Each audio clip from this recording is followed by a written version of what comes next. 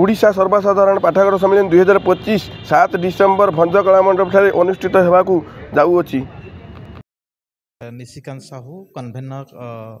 2025 Odisha public library conference आज जो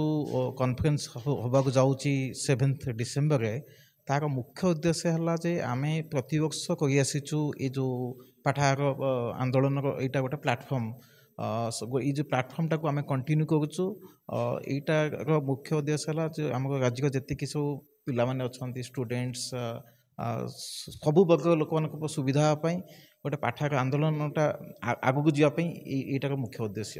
आम प्रति पंचायत लेवल रे गोटे गोटे पाठागार हाँपाई आधुनिक पाठागार हाँपाई सेटा आम मुख्य लक्ष्य। गवर्नमेंट गुड़ाए स्कीम अच्छी जो कन्वर्जेन्स स्कीम माध्यम ये प्रति पंचायत जो गोटे आधुनिक पाठागार हो ताले आम राज्य बहुत आगू जापर।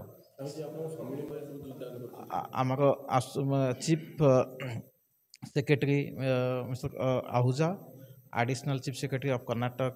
मिसेस उमा माधवन से मैंने आसपर आमर कल्चर मिनिस्टर मिस्टर सूरज हाँ सुजमन सूरज तापर आमर लॉ मिनिस्टर मिस्टर हरिचंदन सी भी पृथ्वीराज हरिचंदन आसता सहित आमर सौमेन्द्र प्रियदर्शी आम जी IPS अच्छा सी भी आसवे सहित आमर बहुत पाठागार ऑर्गेनाइजेशन जो अच्छा सरपंच महासंघर तार जनरल सेक्रेटरी आसता सहित आमर कल्चर डिपार्टमेंट ऑफिशियल्स आसता सहित आम गुड़ा राइटर्स भी आसता सहित आमर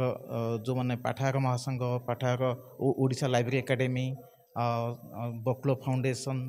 एमान समस्त भी आसुँच कोटा कहले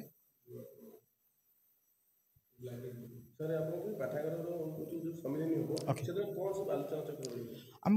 बेसिकली आमर मुख्य उद्देश्य है प्रति पंचायत लेवल रे गोटे आधुनिक पाठागार केमती हम आ प्रति पंचायत रे गोटे पाठागार मध्य गोटे रीडिंग रूम रहा सहित community centre internet enabled community centre आ गोटे कंप्यूटर सेंटर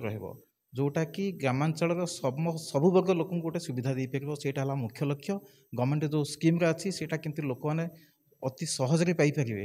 सेटा मुख्य लक्ष्य। ता सहित आम भुवनेश्वर गोटे वर्ल्ड क्लास लाइब्रेरी केमती हो पार सेटा भी आम गोटे मुख्य लक्ष्य। आम आशा करूँ जे आमर जो सिविल सोसाइटी अच्छा जनसाधारण अच्छा गोटे डिमांडटा केमती बढ़ो पाठागार कहीं गोटे अवेयरनेस जदि न रोक भितर ताहले ये डिमांडटा आसीपर यही कॉन्फ्रेंस मध्यम आम गोटे अवेयरनेस बढ़ो लोक मानी जे लोक मैंने केते पाठागार केते उपादेयता सेटा पाइपर। आप देखुंत जे आमर स्टेट लाइब्रेरी बर्तमान 600 पिला बसिक पढ़ुंट जदि भुवनेश्वर 600 पिला बसिक पढ़ुंट से रूम के जगह होनी ताहले भावतु जदि गाँ गहल ये गोटे लाइब्रेरी हम कौ भाया देश आम राज्य आगक जीव तेणु यही भुवनेश्वर जो सुविधाटा रोचे प्रति पंचायत लेवल आमर पिला माने यही सुविधाटा पातु। यही जो गोटे इकोनॉमिक इम्बालांस रोचे कहीं समस्ते चाहते भुवनेश्वर आसापी कटक आसापी कहीं सी सुविधा ना गाँ गहल यहीटा हेले आमर गोटे ग्रामाभिमुखी गोटे जो अर्थनैतिक उन्नति हम निहाती सेटा हला आ गोटे भी मुख्य लक्ष्य। आउ गोटे है 21st सेंचुरी लाइब्रेरी जो रोचे सीटा भी है गोटे लक्ष्य कहीं आजिकल पाठागार माने नुहे कि बही ये बही सहित गुड़ाए जिनस इंटरनेट सर्विस सहित जो एक्टिविटीज गाँव लोक मैंने से जगह को आसिक दुनिया सब विषय जापर घर भीतर रहीकि कोरापुट हो कलाहांडी हो बलांगीर हो जेकोसी जगह हेले भी लोक मैंने जितक ज्ञानर सबु प्रकार सुविधा से जगह पाइपर सेटा मुख्य लक्ष्य। उद्देश्य है आम ओडिशार सर्वसाधारण जनता को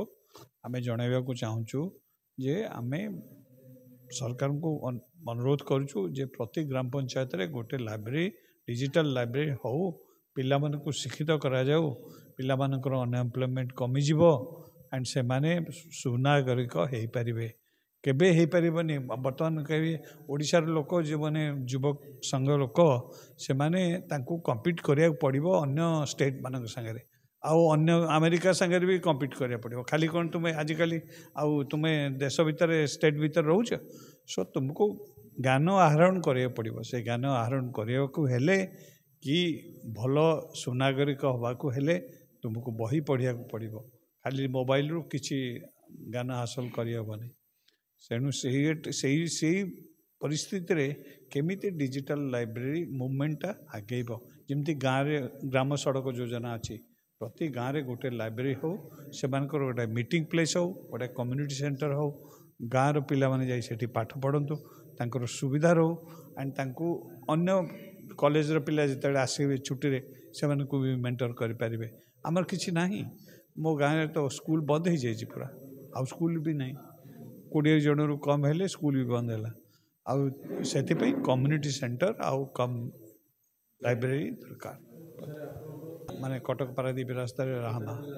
सेठी बर्तमान से जो लाइब्रेरी थिला मो पिला दिने सेठी बर्तमान ईस्ट बेंगल लोक आसी रोचुन से सरपंच तांको सेठी रखे देछि कारण लाइब्रेरी रो किछि तार टेबल नहीं चेयर नहीं किछि नहीं लाइब्रेरी नहीं सब गला केंद्र सरकार एक्चुअली बहुत काम करिसेंदी से माने भी उत्साहित करुछंदी राज्य सरकार को केमते लाइब्रेरी करा जाऊ प्रति ग्राम पंचायत रे सेटा को फॉलो करिकरी कर्नाटक तार 6500 पंचायत रे सबू जगह रे लाइब्रेरी कर सारछि आम ओडिशा टिके पछरे पड़ जाइछि विभाग मंत्री जे पंचायत राज मंत्री तांको आमे कहबू से स्कीम गुडा को इम्प्लीमेंट करंतु खाली स्कीम अनाउंस करदेले हम इम्प्लीमेंटेशन है बिगेस्ट चैलेंज गला वर्ष भी निवेदन करके जाइलु ए वर्ष भी ताको निवेदन करूँ जे एगुटा को इम्प्लीमेंट किछटा इम्प्रूवमेंट माने माने जीरो किंतु एपर्यंत लाइब्रेरी सेते जो रेट रे हबा कथा मु आपन गोटे दउची रेफरेंस पॉइंट 3 वर्ष रे 6500 लाइब्रेरी कर्नाटक रे से माने करि दिस पार आमे बर्तमान 165टा प्रपोजल जाइछि सो आपन देखंतु केते कंपैरिजन कोन किछि नो राइट से माने 3 वर्ष रे कर हला Mrs Uma Madhavan K B S R C law minister honourable Shri Prithviraj Harichandan culture minister and higher education minister Mr Sujan Suraj speaker honourable सुमा पाड़ी सीबीएसई आमर एटा जो प्रोग्राम होची मुख्य उद्देश्य है प्रति पंचायत लेवल रे गोटे मॉडल कॉर्पोरेट हवा दरकार अंडर विकसित ओडिशा स्कीम विकसित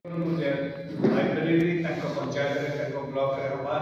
तांकर अधिकार पिला माने जेमि शिक्षित हेबे शिक्षित सोसाइटी होची भविष्यतर से माने देश को गठन करिवे आ पिला माने जदि मूर्ख हेबे ताले हम देश सेठी मूर्ख ही रहबो हमें जाइत्री बाहर जाइत्री बुलिया माटी लागित्री जेमती बर्तमान भी होची से पर भी से सो सेठी पई हमें सतर्क रहबा दरकार हमर सरकार प्रति गाँव रे प्रति पंचायत रे लाइब्रेरी करनु एवं ताकू मेंटेन करनु सस्टेन करनु एंड से लाइब्रेरी रे पिला माने पढ़ी करी तांकर निज भविष्य तैयारी करी सेटा जदि न हो हम राज्य पछरे पड़ी